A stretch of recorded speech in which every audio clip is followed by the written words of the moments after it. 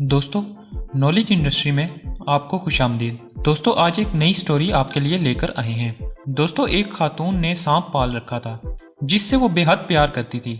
सांप तकरीबन 7 फीट लंबा था। इस सांप ने अचानक एक दिन खाना पीना बंद कर दिया।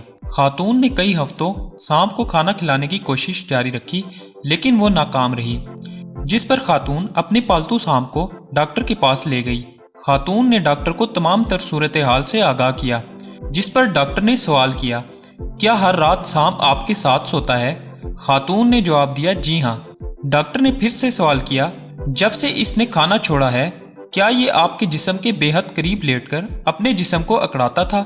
जिस पर खातून ने जवाब दिया, जी हाँ बिल्कुल ऐसा ही है। और उस खातून ने कहा, मुझे इंतहाई अफसोस है कि मैं अपने सांप को बेहतर महसूस कराने के लिए इसकी कोई मदद नहीं कर पा रही हूँ। डॉक्टर ने खातून का जवाब सुनने के बाद कहा, मोहतरमा, आपका सांप बीमार नहीं है, बल्कि ये आपको खाने की तैयारी कर रहा है।